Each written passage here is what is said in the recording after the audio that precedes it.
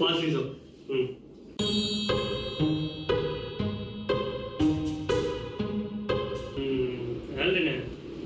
ஃபாசிசம்னா என்ன ஐடியா இருக்கா? ஃபாசிசம்னா it's means அடக்குமுறை. உனக்கு பிடிச்ச ஒரு விஷயத்த இல்லைன்னா நீ நினைக்கிற ஒரு விஷயத்த மித்தவங்களை பண்ண வைக்கிறது தான் ஃபாசிசம். எக்ஸாம்பிள் அப்படி என்ன சொல்லுவ நீ உன் வாழ்க்கையில தெரிஞ்சு? எடுத்துக்கிட்டேன்னா இப்போ நான் ஒரு ஆஃபீஸில் ஒர்க் பண்ணுறேன், எனக்கு வெப்சைட்டே பண்ண தெரியாது, நான் பண்ண சொல்லி வற்புறுத்தாங்க, நீ பண்ணி தான் ஆகணும் அப்படின்னு. அதுக்கு பேர் ஃபாசிசம் தான். பெரிய ஃபாசிசம்னா என்ன நினைக்கிறேன்? பெருசு, அது ஒன்றை மட்டும் அஃபெக்ட் பண்ணுது இந்த ஃபாசிசம். ஓகேவா? ஓ வேலை அது. ஆஃபீஸில் ஒருத்தர் இருக்கான், ஆக்சுவலாக நான் ஒரு கிறிஸ்டின். ஸோ என்ன பண்ணலன்னா நீ கோயிலுக்கு வந்து தான் அப்படின்னு சொல்லிட்டு எனக்கு வற்புறுத்துறாங்க.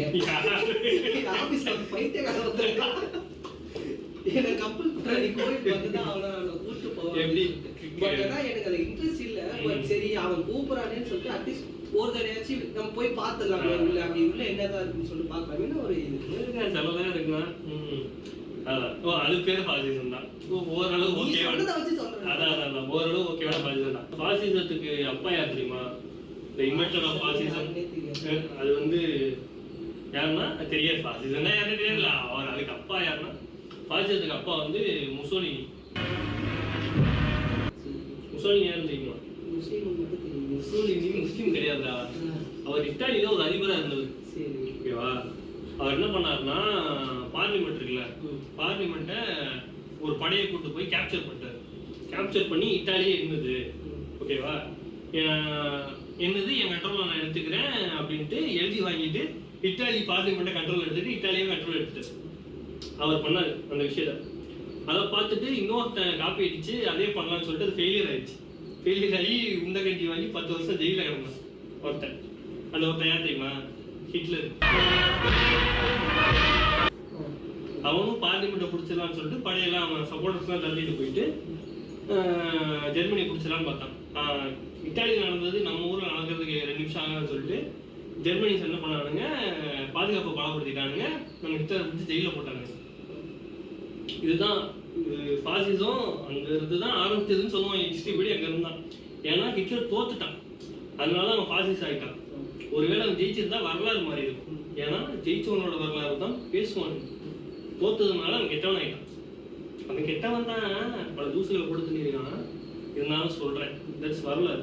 ஜெயிச்சவன் சொல்றதுதான் வரலாறு. புரியுதா?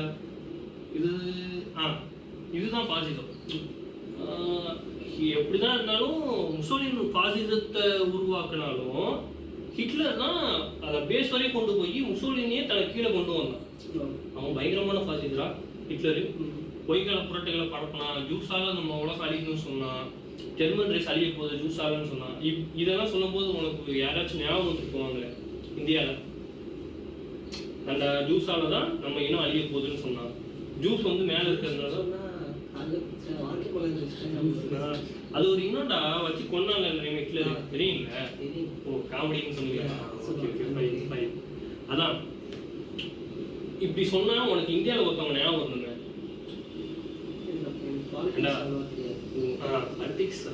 பாலிடிக்ஸ் தெரியாதோ? சரி கேளு. நாட்டில் கேள்விப்பட்டிருக்கேன் அவனை, ஒரு சின்ன இனக்குழுவால பெரிய இனக்குழுக்கு வந்து பாதிப்பு அழிவு, இவங்க குழந்தை பெற்றுக்கிறதுனால இவங்களுக்கு வந்து கஷ்டமா இருக்கு. ஒன்னதே இல்லை, கேள்விப்பட்டதே இல்லையா? சரி அவங்க தான் இந்தியாவில் ஃபாசிஸ்ட்னா அவனுங்க தான். த மாஸ் அவனுங்க தான். ஒரு 102-3 வருஷமா இருக்காங்க, 103 வருஷம் இருக்காங்கன்னு நினைக்கிறேன். ஆமாம், நம்மளுக்கு விடுதலை ஆனதுல இருந்து இருக்கானுங்க, இந்திய விடுதலை ஆனதுல இருந்து இருக்கானுங்க. இப்போ அவனுங்க தான் பவர்லேயே இருக்கானுங்கன்னு வச்சுக்கோங்க. அவனுங்க தான் ஃபாசிஸ்ட். டிஎம்கேவா? டிஎம்கேவாடா அவனுக்கு ஃபாசிஸ்ட். ஓ நீ நீ அணில்ல?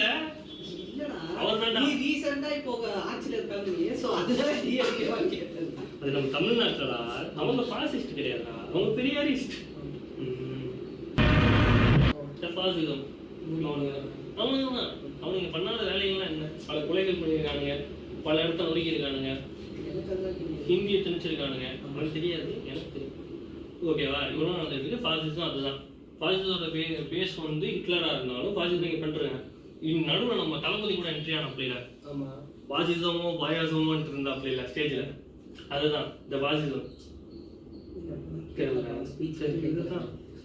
இதுதான். ஆனா பாசிசத்துக்கு மட்டும் எண்டே இல்லை. அதை உருவாக்குனவங்க செத்துட்டான், அதை கடைபிடிச்சவங்களே இறந்துட்டானுங்க. மொக்க ஐடியாலஜி இந்த பாசிசம். ஆனா இன்னும் பவர்ஃபுல்லா இருக்கு, எல்லாரையும் டாமினேட் பண்ணிட்டு இருக்கு. எல்லாரையும் காரணம் அதுக்கு என்ன காரணம்னா செம்ம மேட்டடா கேட்டுடா. பாசிசம் இருக்கிறதுக்கு என்ன காரணம்னா நம்மளுக்குள்ள இருக்கிற ஒரு ஐடியா, எனக்கு நீ கீழே தான் அப்படின்ற ஒரு இது இருக்குல்ல. ஹிட்லருக்கும் இருந்துச்சு, ஜூஸ் வந்து எங்களுக்கு கீழே தான், ஆரியன் ரேஸ் தான் பெரிய ரேஸ், ஜெர்மானிய ரேஸ் தான் பெரிய ரேஸ் அப்படின்னு அவனுக்குள்ள இருந்தது. அதுக்குள்ள இந்த ஐடியாலஜி. இப்போ நான் அப்படி நினைச்சேன்னு வச்சுக்கோவேன், ஆல்ரெடி எனக்கு கீழே அப்படின்னு நினைச்சேன்னா நான் ஒரு பாசிஸ்ட். ஓகேவா? நீ ஒருத்தனை எப்போ சமமா நடத்துறியோ அப்போதான் பாசிசம் அழியும். அது வரையும் பாசிசம் இருக்கும். வேர்ல்டுலயே பெரிய பாசிஸ்டியா இருந்தது கரெக்ட். பட் உன் ரியல் லைஃப்ல யாரு பெரிய பாசிஸ்ட்? நல்ல மனுஷன்டா, அவளை போட்டுக்கிட்டு தங்கமான மனுஷன்டா. சரி விடு. என் லைஃப்ல பாசிஸ்ட் யாரு யாரு யாரு? ஏய் இல்லடா, என் லைஃப்ல பாசிஸ்ட் யாரு? கௌதமே. இல்லடா, அந்த மனுஷன் நல்ல மனுஷன் தான். டேய் பாசிஸ்ட் யாரு சொல்லலாம்? யாருமே இல்லை எனக்கு தெரிஞ்ச மக்களே. இதுதான் பாசிசம். கொஞ்சம் நிறைய இருக்கு டாபிக், சப் டாபிக்ஸ்லாம் போகலாம். இது வரைக்குமே போதும், முடிச்சுக்கலாம். ஓரளவு பாசிசத்தை நம்மளுக்கு புரிஞ்ச மாதிரி உங்களுக்கு புரியுற மாதிரி. ஏன்னா இவனுக்கே பாசிசம் என்ன தெரியாது, உனக்கு புரிஞ்சிருச்சுல ரைட்டா? ஒரு புரிஞ்சுல. இதுதாங்க மக்களே பாசிசம். பாசிசம் இன்னும் இருக்கு, இருக்கும். அது அழியுமானா டவுட்டு தான், ஆனா அழிய வாய்ப்புகள் இருக்கு. இதுதான் இதோட ஏதோ சொல்ல வந்தேனே. தாமரை எப்போ ஒளிதோ அப்பதான் பாசிசம் முடியும். தாமரை மலர்ந்தே தீரும்னு மங்கனா கட்டிய சுத்திட்டு இருக்காயில, அது எப்போ தண்ணிக்குள்ள முங்குதோ அப்பதான். தாமரை எப்படியா தண்ணிக்குள்ள முங்கும்? ஏய் அது கொட்டை கொட்டை பாட்டுல தான் இருக்கும். ஆமா குளத்துல நீங்க தண்ணி தானே சொன்னீங்க, கடல்னு. சாமி எவ்வா, நான் ஒரு பைத்தியக்காரன், என்ன சுத்தி எல்லாம் பைத்தியக்காரன் இருக்காங்க. சரி, அதுதான் மேட்ரு. இத்துடன் வீடியோவை நிறைவு பெற்றுக் கொள்கிறோம். நன்றி, வணக்கம்.